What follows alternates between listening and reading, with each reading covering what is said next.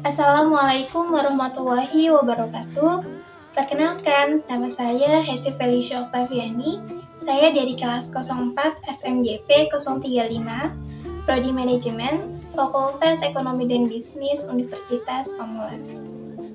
Saya anggota dari kelompok 7, mata kuliah Manajemen Sumber Daya Manusia yang diampu oleh Bapak dosen Eko Sudarso. Selama 10 menit ke depan, saya akan menjelaskan materi tentang PHK atau pemutusan hubungan kerja. Nah, pembahasan pada video kita kali ini adalah tentang PHK dengan poin-poinnya. 1. Pengertian PHK. 2. Fungsi dan tujuan dari PHK. 3. Jenis-jenis PHK. 4. Alasan dari pemberhentian kerja. 5. Proses pemberhentian kerja. 6. Konsekuensi dari PHK. Nah, itu dia pembahasan yang akan kita bahas pada video kita kali ini. Baik, kita masuk pada pembahasannya, pemutusan hubungan kerja. Saya anggota dari kelompok 7, Hesi Felicia Octaviani dengan NIM 2110504689. Poin-poin yang akan kita bahas adalah 1. Pengertian PHK, 2. Fungsi dan tujuan PHK, 3. Jenis-jenis PHK, 4. Alasan pemberhentian kerja, 5. Proses pemberhentian kerja, 6. Konsekuensi PHK. Pembahasan yang pertama adalah pengertian dari PHK. PHK atau pemutusan hubungan kerja adalah berakhirnya hubungan kerjasama antara karyawan dengan perusahaan, baik karena ketentuan yang telah disepakati atau mungkin berakhir di tengah karir. Pemberhentian adalah fungsi operatif terakhir manajemen sumber daya manusia.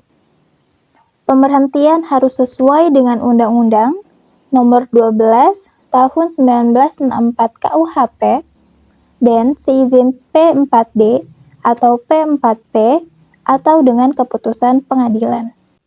Menurut Undang-Undang Nomor 13 Tahun 2003 mengartikan bahwa pemberhentian atau pemutusan hubungan kerja adalah pengakhiran hubungan kerja karena suatu hal tertentu yang mengakibatkan berakhirnya hak dan kewajiban antar pekerja dan pengusaha.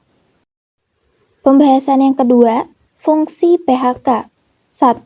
Mengurangi biaya tenaga kerja. 2. Mengganti kinerja yang buruk bagian internal dari manajemen. 3. Meningkatkan inovasi. PHK meningkatkan kesempatan untuk memperoleh keuntungan, yaitu A. Pemberian penghargaan melalui promosi atas kinerja individual yang tinggi. B. Menciptakan kesempatan untuk level posisi yang baru masuk. C. Tenaga kerja dipromosikan untuk mengisi lowongan kerja sebagai sumber daya yang dapat memberikan inovasi atau menawarkan pandangan baru. D. Kesempatan untuk perbedaan yang lebih besar. Pembahasan selanjutnya mengenai tujuan PHK. Perusahaan atau pengusaha bertanggung jawab terhadap jalannya perusahaan dengan baik dan efektif, salah satunya dengan PHK. 2. Kesulitan penjualan dan mendapatkan kredit, tidak adanya pesanan, tidak adanya bahan baku produktif, menurunnya permintaan, kekurangan bahan bakar atau listrik, kebijaksanaan pemerintah, dan meningkatnya persaingan. 3. Dapat mencapai sasaran seperti yang diharapkan dan tidak menimbulkan masalah baru dengan memperhatikan 3 faktor penting, yaitu faktor kontradiktif, faktor kebutuhan, dan faktor sosial. Pembahasan yang ketiga, jenis-jenis dari PHK. Ada 2. Yang pertama adalah PHK sementara, disebabkan karena keinginan sendiri ataupun karena perusahaan dengan tujuan yang jelas. Yang kedua, PHK permanen, disebabkan 4 hal, yaitu keinginan sendiri, kontrak yang habis, pensiun, dan kehendak perusahaan. Pembahasan selanjutnya, alasan pemberhentian kerja. Menurut Melayu SPH Sibuan, menyebutkan beberapa alasan karyawan diberhentikan dari perusahaannya. 1. Menurut undang-undang. Undang-undang dapat menyebabkan seorang karyawan harus diberhentikan dari suatu perusahaan, antara lain anak-anak karyawan WNA, karyawan yang terlibat organisasi terlarang. 2. Keinginan perusahaan. Keinginan perusahaan dapat menyebabkan diberhentikannya seorang karyawan, baik terhormat ataupun tidak. Pemberhentian semacam ini telah diatur oleh Undang-Undang Nomor 12 Tahun 1964, seizin P4D, P4P, serta tergantung status kepegawaian karyawan bersangkutan. Keinginan perusahaan memberhentikan karyawan ini disebabkan karyawan tidak mampu mengerjakan pekerjaannya ataupun karyawan tidak dapat bekerja sama dan terlibat konflik dengan karyawan lainnya. 3. Keinginan karyawan. Pemberhentian atas keinginan karyawan sendiri dengan mengajukan permohonan untuk berhenti dari perusahaan tersebut. Alasan-alasan dengan keinginan karyawan ini antara lain A. Kesehatan yang kurang baik, B. Untuk melanjutkan pendidikan, C. Mendapat pekerjaan yang lebih baik. 4. Meninggal dunia. Karyawan yang meninggal dunia secara otomatis putus hubungan kerjanya dengan perusahaan. Perusahaan memberikan pesangon atau uang pensiunnya bagi keluarga yang ditinggalkan sesuai dengan peraturan yang ada. 5. Kontrak kerja berakhir. Beberapa perusahaan sekarang ini banyak mengadakan perjanjian kerja dengan karyawannya di dalam suatu kontrak, di mana di dalam kontrak tersebut disebutkan masa waktu kerja atau masa kontraknya. 6. Pensiun. Pensiun adalah pemberhentian karyawan atas keinginan perusahaan, undang-undang, ataupun keinginan karyawan sendiri. Karyawan yang pensiun akan memperoleh uang pensiun yang besarnya telah diatur oleh undang-undang bagi pegawai negeri, dan bagi karyawan swasta diatur sendiri oleh perusahaan yang bersangkutan. 7. Kesehatan karyawan. Kesehatan karyawan dapat menjadi alasan untuk memberhentikan karyawan. Inisiatif pemberhentian ini bisa berdasarkan keinginan perusahaan ataupun keinginan karyawan. 8. Perusahaan dilikuidasi. Dalam hal perusahaan dilikuidasi, masalah pemberhentian karyawan diatur dengan peraturan perusahaan, perjanjian bersama, dan peraturan perundang-undangan yang berlaku.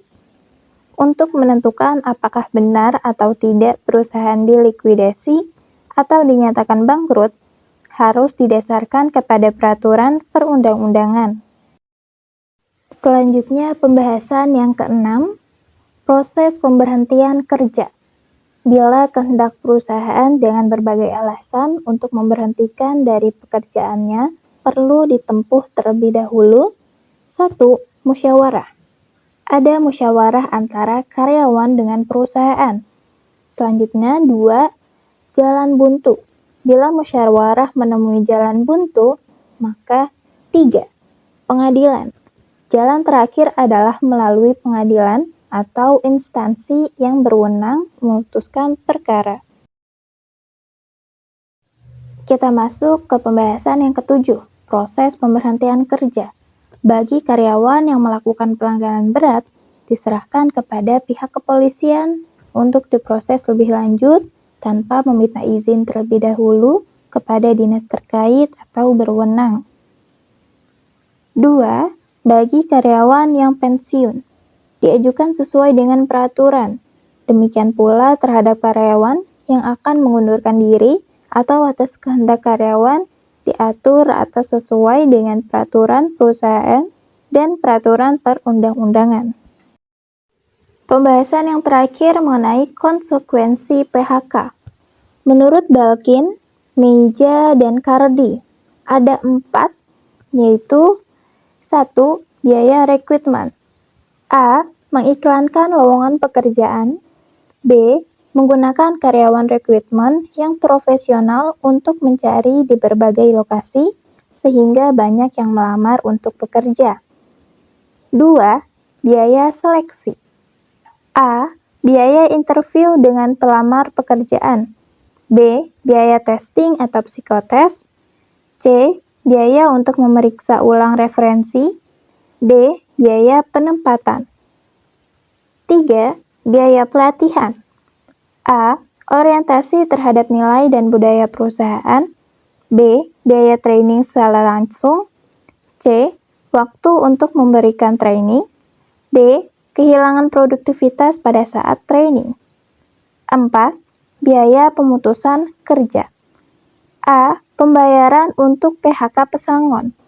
B. Karyawan tetap menerima tunjangan kesehatan atau asuransi sampai mendapatkan pekerjaan baru atau tergantung kebijakan perusahaan. C. Wawancara pemberhentian. Demikian, itulah pembahasan pada video kita kali ini. Saya mohon maaf apabila ada tindakan ataupun tutur kata yang kurang berkenan bagi teman-teman semua. Semoga pembahasan tentang PHK ini dapat bermanfaat bagi teman-teman semuanya. Terima kasih atas perhatiannya. Wassalamualaikum warahmatullahi wabarakatuh.